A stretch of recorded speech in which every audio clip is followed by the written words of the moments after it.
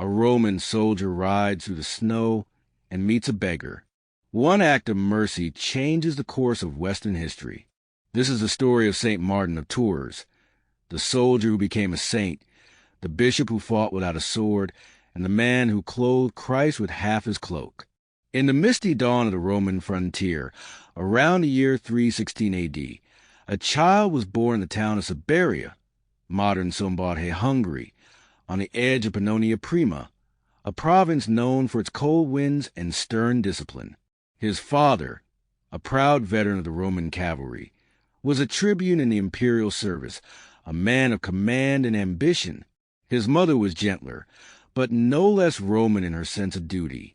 When the boy came into the world, they named him Martinus, after Mars, god of war, hoping that he too would serve the empire with valor, and perhaps rise even higher than his father. From his earliest years, however, there was something in Martin that did not fit easily into that worldly mold. The imperial camps were his playgrounds. He learned to polish armor before he could read a scroll.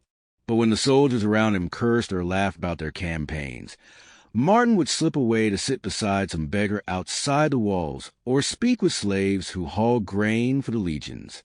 He was drawn not to the splendor of command, but to the mystery of mercy. When he was about 10 years old, his family moved to Pavia in northern Italy, where his father was stationed. There, for the first time, he encountered the Christian faith. Christianity was no longer the hunted sect that had been under Diocletian. It was now tolerated, even favored, under Constantine. Churches were rising. Bishops debated doctrine in the open. One day, the young Martin wandered near a small church, curious about the singing that floated out onto the street. He entered quietly, standing at the back, his soldier's tunic too large for his thin frame. The priest spoke of Christ who had been rich but became poor for our sake, who had been powerful but chose the cross. The words pierced Martin's heart like an arrow. He could not explain why, but he knew that this Jesus was the Lord he wanted to serve. When he returned home that evening, his father laughed when he mentioned Christ. A Galilean dreamer? The tribune scoffed. Rome has its gods, its Caesars, its glory. The world belongs to the strong, my son. But Martin's heart had already been claimed. Against his parents' wishes, he joined a group of catechumens, those preparing for baptism, and began to study the gospel in secret. Yet he was still a child of the empire, and the empire demanded service. At 15, according to the law, he was compelled to enter the cavalry, following in his father's footsteps. The young recruit was assigned to the elite guard of the emperor, stationed first in Gaul and later in Amiens. His life was now one of discipline. Cold nights on patrol, the blare of trumpets at dawn, and endless marches under rain or snow. Yet amid the clatter of arms, Martin's soul remained gentle. He took seriously the words of Christ he had heard. Whatever you do for one of the least of these, you do for me. He refused to mock prisoners, refused to boast of his strength, and often shared his pay with the poor. His fellow soldiers teased him for his charity, calling him the monk among the horsemen. He smiled and let them jest. One bitter winter night, while stationed at Amiens, the event occurred that would make Martin's name known through all Christendom. The wind howled across the ramparts, cutting through armor and cloak alike. Snow fell in heavy silence as Martin rode his horse toward the city gate. In the half-light, he saw a beggar crouch against the wall, naked and trembling. The guards had driven him away. Passers-by ignored him. Martin stopped. The beggar's eyes met his, hollow, desperate, yet strangely peaceful. Martin felt for his purse. It was empty. He had already given away his pay that week. He hesitated only a moment. Then, drawing his sword, he leaned down and sliced his thick military cloak in two. One half he gave to the shivering man. The other he wrapped around himself. The beggar tried to thank him, but Martin had already spurred his horse and disappeared into the storm. That night, as Martin slept in his barracks, a vision came to him. He saw Christ himself clothed in a half-cloak, surrounded by angels. "Martin, still only a catechumen, has covered me with his garment," said the Lord. When Martin awoke, the cell was filled with light. He fell to his knees, trembling with awe. The vision confirmed what his heart had long desired. He must serve no master but Christ. At dawn, he went straight to the bishop of Amiens and requested baptism. It was around the year 339. He was 23. From that moment, though he remained in the army for a few years longer, he was a soldier only in body. He avoided violence, tended the wounded after skirmishes, and prayed during watches when others slept. The rough soldiers who had mocked him began to respect him, sensing something unearthly in his composure. During one campaign against the Alemanni on the Rhine, Martin's faith was tested. The emperor, some say Julian, later called the apostate, prepared for battle and summoned his troops to receive their donatives. Martin refused to accept the gold, stepping forward before the assembled ranks. "Up to this day, I have served you as a soldier," he declared. "Let me now serve God. I am a soldier of Christ. It is not lawful for me to fight." The camp fell silent. Some thought him mad. Others admired his courage. The emperor, furious, accused him of cowardice. "He refuses to fight out of fear." Julian thundered, "Tomorrow he shall stand unarmed in front of the enemy." Martin replied calmly, "In the name of the Lord Jesus Christ, with no weapon but the cross, I will face the battle line." But before the test had taken place, the enemy sued for peace. The battle never happened. Martin was released from service, as though heaven itself had intervened to seal his vocation. Free from the army at last, Martin sought out the renowned Bishop Hilary of Poitiers, whose wisdom had spread throughout Gaul. Hilary, a defender of the Nicene faith against the Arians, recognized in the young ex-soldier a kindred spirit of courage and purity. Martin became his disciple, living in simplicity near the bishop's house, studying scripture and learning the ways of prayer. The discipline of the Roman camp turned now to the discipline of the spirit. Fasting, vigils, silence. The sword that had once divided his cloak now symbolized the word of God, sharper than any blade. But even saints are tested by loss. Hilary was exiled by the Arians, and Martin, traveling back to his native Pannonia, found that his parents still clung to the old gods. He tried to convert them, and though his mother accepted baptism, his father remained unmoved. On his journey homeward through the Alps, Martin encountered bands of robbers. When they seized him and threatened his life, he spoke gently to them of Christ.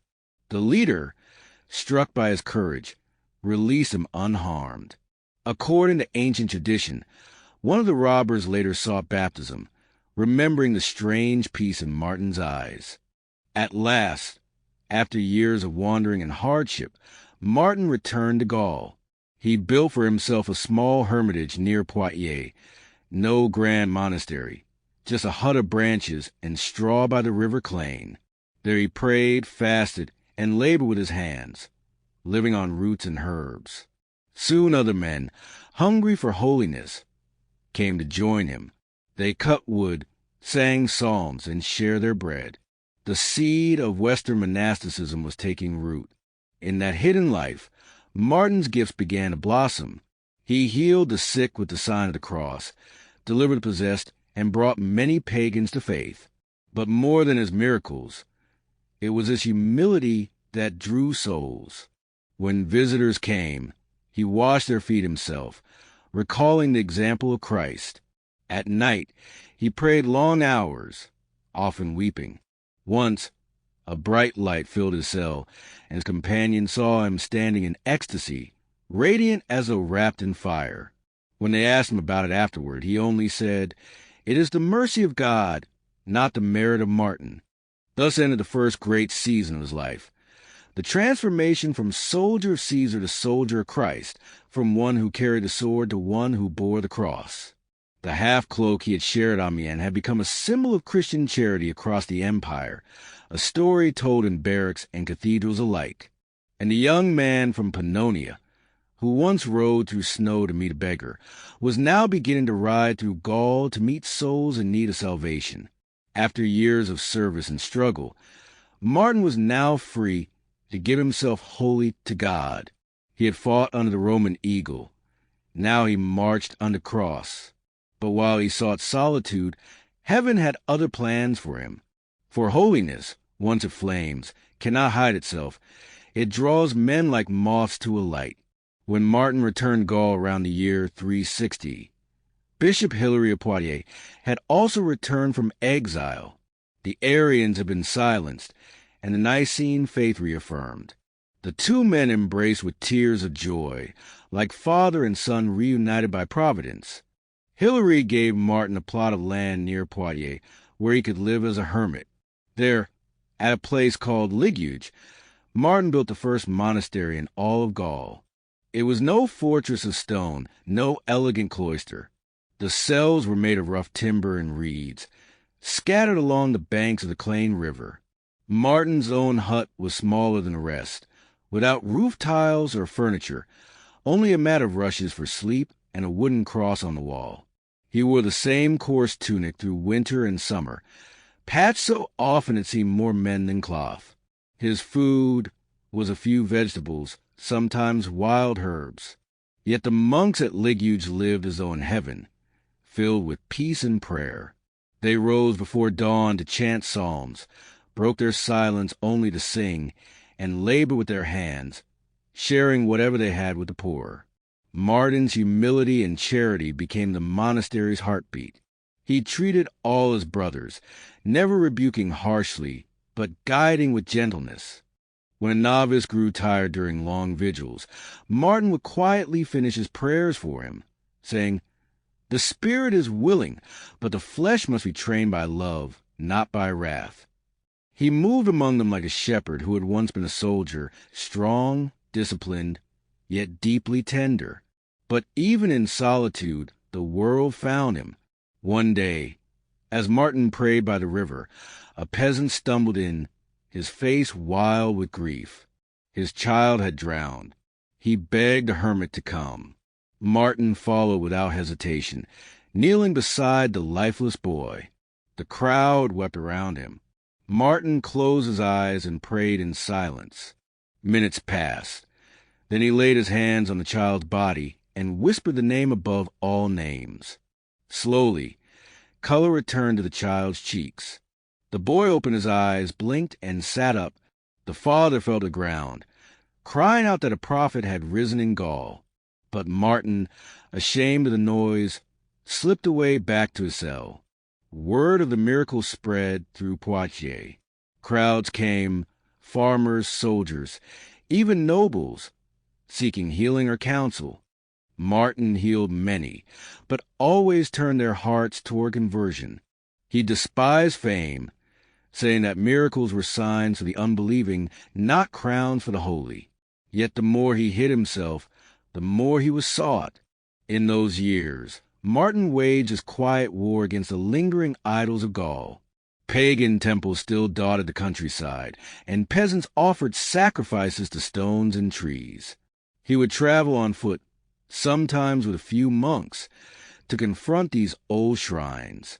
One famous story tells how he entered a village where a sacred pine stood, dedicated to Jupiter. The locals, hearing he meant to cut it down, gathered with axes and torches, furious. Martin faced them calmly and said, "If I am truly God's servant, let the tree fall toward me, not away." The crowd laughed but agreed. They tied ropes to the trunk and began to saw through it. As it cracked and leaned toward Martin, they shouted for him to flee. He stood still, raising his hand in the sign of the cross. At once the massive pine shuddered, twisted in midair, and crashed down in the opposite direction. The pagans fell to their knees, crying that Christ was the true God. That very day, Martin baptized the whole village. Such episodes multiplied. Everywhere he went, Idols tumbled, temples fell, and crosses rose. Yet Martin's power was never fierce. It was peaceful, persuasive. His very presence softened hearts. In one village, he found an old priest of the ancient gods weeping beside a broken altar. Instead of mocking him, Martin sat with the man and spoke gently of the Creator who made the stars he worshipped. By nightfall, the priest had become his disciple. That was Martin's way, to conquer not by force, but by love. Still, the saint's path was not without sorrow. Around this time, Bishop Hilary, his beloved mentor, died. Martin mourned him deeply, saying, "I have lost my father on earth, but gained an intercessor in heaven." Yet even as he grieved, his mission expanded. His fame spread across Gaul and beyond. Bishops wrote to him, asking his counsel. Some feared his growing influence, for Martin's simplicity exposed their comfort. Others, more spiritual, saw in him the living image of apostolic life. One day, Martin received a summons that startled him. The people of Tours, whose bishop had recently died, were gathering to elect a successor. They demanded Martin. He refused at first, horrified at the idea. "I am not worthy," he said. "I am a sinner and a monk. Let others govern. I will pray." But the people would not be denied. They devised a clever plan. A local priest, pretending to need Martin's help for a sick person, lured him toward Tours. When Martin arrived, the crowd surrounded him, shouting, "Martin for bishop! Martin, shepherd of our souls!"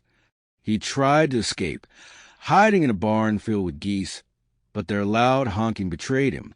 The crowd burst in laughing, dragged him out with tears of joy, and led him to the cathedral.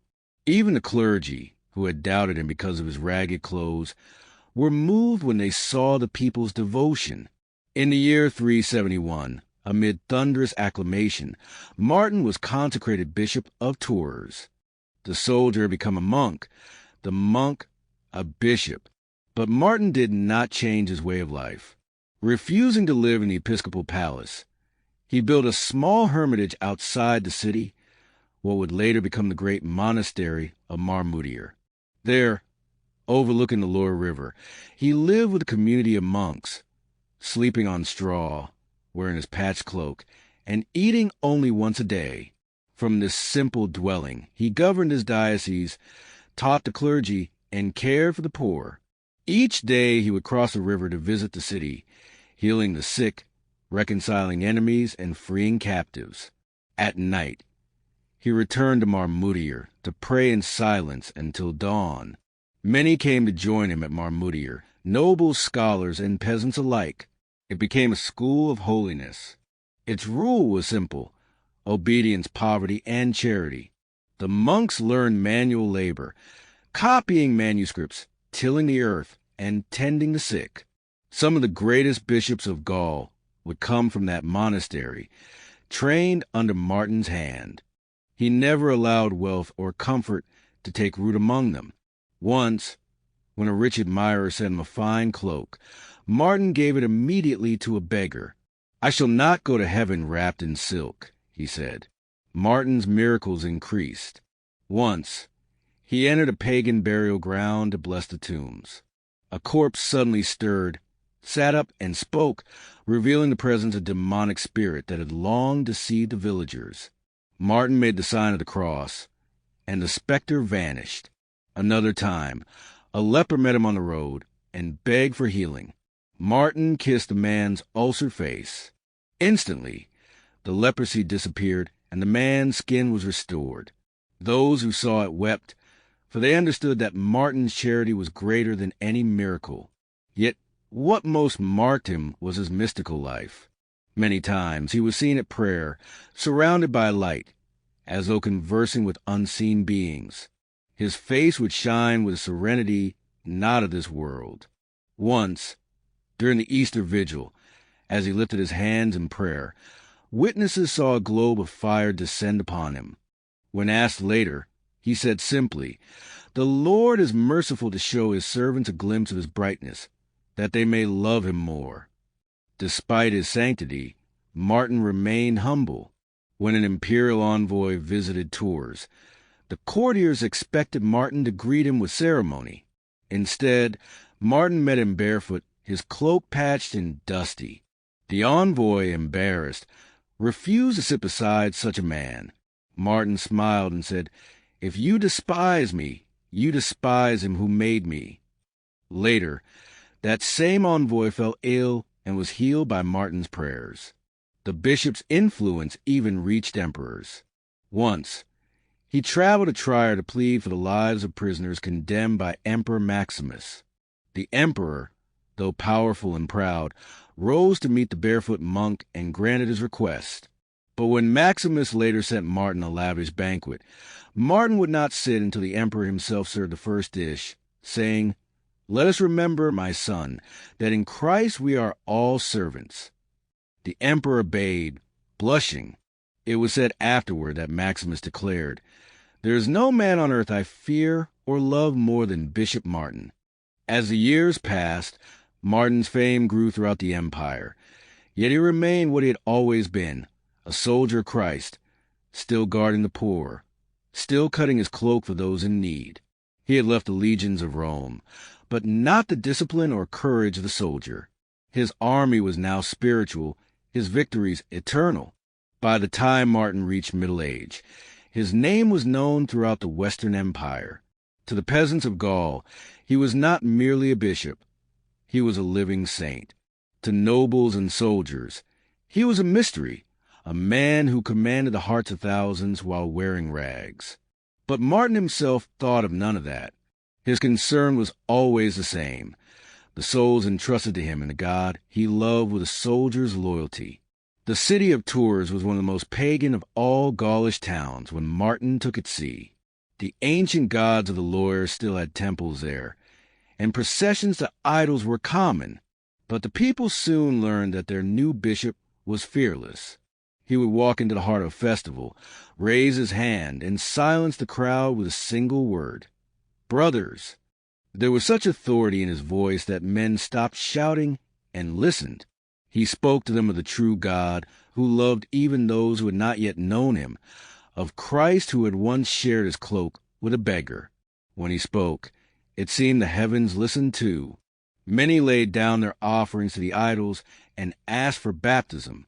One of his first acts as bishop was to continue his old work of destroying pagan temples, not with soldiers, but with prayer. He gathered small groups of monks from Marmudier and set out into the countryside. Wherever he went, miracles followed. At one village, a sacred tree stood within an enclosure, and the local priest warned him not to touch it. "It will kill you if you come near," the priest said. Martin smiled. "Then let it strike, for I serve the Lord who made the trees." He walked up, made the sign of the cross, and ordered the tree to be felled. When the workmen hesitated, pagans offered to cut it themselves on one condition: Martin must stand beneath it, proving his faith. He agreed without flinching. As the trunk cracked and leaned toward him, the villagers cried out. But Martin, lifting his hands in prayer, turned it aside with the sign of the cross. It crashed down harmlessly behind him. The crowd broke into shouts of awe, and the pagan priest threw away his charms, begging to be baptized. Even more astonishing than his courage was his compassion. Once, a man possessed by an evil spirit was brought before him, screaming and tearing his garments. The demon within shouted, "I know who you are, Martin of God. Why do you torment us before our time?"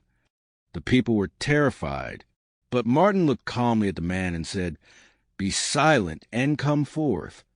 The wretch fell to the ground, convulsing, and then lay still. When he rose, his face was peaceful. The villagers, who had watched the man's madness for years, wept openly. Martin told them, "The enemy flees before prayer, not before anger. Let us bless the Lord who frees us all." His miracles multiplied, but so did his trials. There were clergy who envied his simplicity, saying it was mere show. There were nobles who sought his blessing for selfish ends. Once, a supposed holy man named Priscillian came preaching false doctrine, and the emperor demanded Martin's opinion. Though he opposed the heresy, Martin refused to call for blood. Faith must be persuaded, not punished, he said. But the imperial court condemned Priscillian to death despite his plea. When news reached him that the heretic had been executed, Martin wept bitterly, lamenting that the church had shed blood in the name of truth. From that day he avoided the court, preferring the company of the poor to that of kings. He lived among his monks at Marmudir as one of them. His cell was a cave cut into the rock above the lawyer. There he prayed through the night, often standing motionless for hours with hands raised, oblivious to cold or hunger. His companions sometimes heard him whispering softly, as though in conversation with unseen friends. One monk who once spied upon him during prayer saw a dazzling light fill the cave and fell to ground in fear. When he told Martin what he had seen, the bishop rebuked him gently. "What you saw is not for the eyes of flesh. Pray rather that the same light may visit your heart." At times, that mystical world seemed to spill into his waking life. Once, a noble woman lay dying and begged Martin to visit her. As he entered her room, she cried, "Father, I see angels around you." Martin smiled faintly and blessed her. She died peacefully a few hours later. Another time, he fell ill himself, and the monks, fearing he would die, gathered around him in tears. Martin opened his eyes and said, "Do not weep. I have seen the Lord surrounded by the apostles, and they told me, 'Martin, your work is not yet done. Return to your post.'" He recovered at once. There was also the famous vision of the false Christ. One night, as he prayed, a radiant being appeared before him, clothed in gold and crowned with jewels. "Martin," the figure said, "I am Christ. Bow before me." For a moment Martin was dazzled by the light, but then he noticed something missing, the wounds of the cross. He made the sign of the cross and said firmly, "The Lord Jesus came in humility, not in gold. Begone, deceiver." At that, the vision vanished and a stench filled the air. Martin later told his monks, "The devil can mimic splendor, but never humility. That is how he betrays himself." His humility also shaped how he governed. When he rode to the countryside, he always dismounted to greet peasants. If a beggar called out, Martin gave whatever he had, his cloak, his shoes, even his episcopal ring. Once, during winter, he saw a poor man shivering outside the church. He handed him his outer robe and went to celebrate Mass, wearing only his tunic. The congregation gasped at his raggedness, but Martin smiled and said, "The altar of God is not offended by poverty." His pastoral visits were legendary. He walked or rode through every corner of his vast diocese, preaching in fields, barns, and along rivers. He baptized entire families, reconciled enemies, and built churches where pagan shrines once stood. Sometimes he slept outdoors when no house would take him in. On those nights, he would gaze at the stars and whisper psalms until dawn. Once, while traveling, he passed a funeral procession of a young man whose mother wailed inconsolably. Moved with pity, Martin stopped, approached the bier, and prayed silently. Then he called the youth by name. To the astonishment of all, the young man opened his eyes and rose, alive. The mother fell at Martin's feet, crying, "Apostle of Christ, you have given me back my son." Martin simply answered, "Thank not me, but the Lord who gives life." Despite his power, he shunned praise. When crowds tried to touch his hands or garments, he would hide among his monks. He warned them, "Do not seek to be admired. Only the cross should be lifted high." His example inspired many conversions. Even soldiers who once mocked him now brought their children to be baptized by his hands. It was during one of his missionary journeys that Martin had a vision of paradise. He was praying alone in a forest chapel, when suddenly his surroundings faded into brilliant light. He saw a vast meadow filled with multitudes in white robes singing praises. Among them, he recognized Hilary of Poitiers. Smiling, a voice said, "These are they who follow the Lamb wherever he goes. Their joy has no end." Martin fell to his knees, weeping with longing. When the vision ended, he said softly, "If this is a reward of the faithful, how can one ever tire of labor?" In his later years, Martin's influence spread beyond Gaul to Italy and Spain. Pilgrims came from distant lands to seek his blessing. Even Augustine and Ambrose spoke of him with reverence. Yet Martin never changed his way of life. His meals remained plain, his clothing coarse, his bed a mat of straw. He once told his monks, "Let us not live like bishops, but like Christ." His charity was boundless. When a slave fled to him for refuge, pursued by his master, Martin refused to give him up until the master promised forgiveness. "Better to lose a servant," he said, "than to lose a soul." As he aged, his body grew frail, but his spirit burned ever brighter. He became known as the glory of Gaul, the one who turned barbarians into brothers.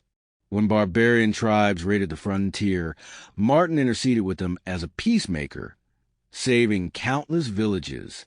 He traveled unarmed into their camps, preaching of the crucified Savior. Some mocked him, others knelt. Once, after a long talk with him, a chieftain broke his weapons and accepted baptism. Though he was beloved, Martin never sought honors. He refused gifts even from emperors. Once, when Emperor Valentinian sent him gold for the poor, Martin accepted it only after refusing it twice, saying, "Gold must come to me reluctantly, lest it cling to my soul." To the end, he called himself a poor soldier of Christ. Each evening, as the sun set over the Loire, he would stand outside his cave at Marmoutier, facing the west. The river below reflected the crimson sky. He would raise his hands and pray, "Lord, keep this land faithful. Let not my people be lost to darkness."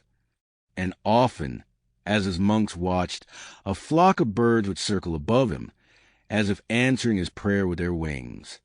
The humble soldier from Pannonia had become the apostle of Gaul, the bridge between the crumbling Roman world and the rising light of Christendom.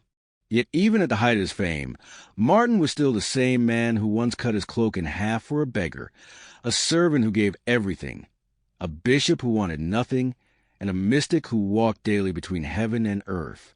The years passed gently over Martin, but time seemed unable to dull the flame that burned within him. By his 70th year, he had become the spiritual father of all Gaul.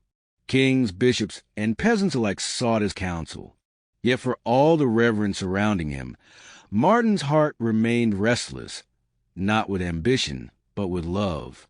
He still roamed from village to village, staff in hand, resolving disputes, comforting the afflicted, and uprooting the last vestiges of pagan superstition. He could not be still while souls remained in darkness. It was late autumn of the year 397 when Martin received word that the clergy of Candes, a small village on the Loire, were quarreling. Some wished to divide the parish revenues. Others accused each other of neglect. Martin sighed. "Shall I, an old man, journey once more?" he said. "Yes, where there is discord, Christ must go." He took his staff and, though weak from fasting, set out with a few companions. The Loire glistened under the pale sun as they walked. The villagers who saw him pass bowed their heads, for his face shone with a peace that seemed already half a heaven. When he arrived at Candes, the dispute melted away. His very presence reconciled them. For days he taught and prayed with the priests, urging them to charity and unity. "Brothers," he said, "let us not seek to possess what we cannot keep. Let us rather seek that treasure which thieves cannot steal." The priests embraced one another, weeping, and harmony was restored.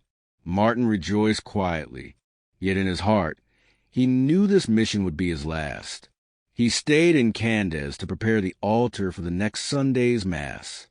One evening, as he prayed in the church, he felt a strange sweetness come over him, as though the air itself were alive with light. He turned to his companions and said, "Brothers, the time of my release is near. I am called. I must go to the Lord." They wept, begging him not to leave them. "Father, will you abandon us?" one cried. Martin, with eyes wet but smiling, answered, "Children, if I could still serve you, I would not refuse to live. But the will of God must be done." He withdrew to a small hut near the river, lying on a bed of ashes, as was his custom in penance. Even in his final illness, he refused comfort. When the monks tried to place a blanket over him, he said, "If I suffer, it is penance. If I am warmed, it is pleasure. Let me face death as I have lived, poor." His hands, once used to wield a soldier's sword, now trembled only as they traced the sign of the cross. The monks of Marmoutier, hearing he was near death, rushed to Candes. They gathered around his bed, their faces shadowed by candlelight. Some prayed aloud, others wept in silence. Martin opened his eyes and looked at them with tenderness. "My sons," he whispered, "keep the faith, love one another. Let no root of bitterness take hold among you. The way is short, eternity is long." His voice grew fainter, yet his spirit seemed to grow stronger. The monks begged him to turn onto his side to rest, but he refused. "No, brothers," he said, "let me face heaven as I die. I will not turn my back to God." So he remained stretched upon the ashes, his face turned upward, his lips moving in prayer. As night deepened, those keeping vigil noticed something extraordinary. A soft light began to fill the hut, not from the candles, but from Martin himself. His face glowed with quiet radiance, his eyes fixed on something unseen. "Do you see him?" whispered one monk to another. "He is speaking with angels." They could hear him murmuring, "Welcome, brothers. Why do you call me? I am still bound to this body. If I am needed, I will stay. If not, I come willingly." Then he fell silent. The monks waited, holding their breath. After a long moment, he smiled faintly, and his lips moved once more. "Lord," he said softly, "into your hands I commend my spirit." His breathing slowed, and the light in the room brightened for an instant, then faded. The soldier of Christ had laid down his arms at last. The monks remained motionless. Some said they heard the faint sound of singing, an invisible choir carrying his soul away. When dawn came, they realized his body had not grown cold. His face still bore that same gentle smile, as if he were merely sleeping. The news of his death spread, like wind across Gaul. From Tours to Poitiers, from the mountains of Auvergne to the shores of Brittany, people wept as though they had lost a father. Bishops hurried to claim his body, each one to bury him in their own city. The monks of Poitiers argued that he had been their founder. The people of Tours insisted that he was their bishop. The quarrel grew fierce. But the people of Tours acted swiftly. Under cover of night, while the others slept, they slipped into the church, lifted the body onto a boat, and set off down the Loire. The moon shone upon the river, and the oars made no sound. Those who witnessed it later swore that as the boat drifted past, the air filled with fragrance, and the waters shimmered as though gilded with light. Thus St. Martin was borne home to Tours by his children. When they arrived, the whole city poured out to meet them. Bells rang, crowds lined the streets, and hymns rose into the sky. They placed his body in a simple wooden coffin, wrapped not in silk, but in a half-cloak that had once clothed the beggar. For 3 days the people filed past, touching the hem of his garment, praying, weeping, and singing psalms. Miracles occurred beside his bier. The blind saw, the lame walked, the sick recovered. On November 11th, 397, amid the tolling of bells and the fragrance of flowers, St. Martin was laid to rest in the cemetery outside the city walls. The poor carried his coffin. Bishops followed barefoot. The sun broke through the clouds as they lowered him into the earth. It was said that even the trees bowed their branches that day. The faithful felt they had not lost a man, but gained protector in heaven. Years later, a great basilica would rise over his tomb, and pilgrims from across Christendom would come to pray there. Kings laid down their crowns, warriors their swords, and beggars their staffs before his shrine. Through the Middle Ages, his cult became one of the most beloved in all Europe. Thousands of churches would bear his name, from France to Ireland, from Italy to the farthest edges of the empire that had once ruled him. But his truest legacy was not stone or relic. It was the spirit he left behind, the spirit of charity. The story of the divided cloak became a living symbol of Christian love, retold for centuries in songs, poems, and stained glass. In every generation, the image of the soldier sharing his mantle with the beggar reminded men that Christ himself still shivers in the poor. And in that image lies the essence of Martin's sanctity. He had lived as a bridge between worlds, between the empire and the gospel, the sword and the cross, the barracks and the cloister. He had shown that holiness was not reserved for the desert hermit or the scholar bishop, but could flower in any soul that loved God without measure.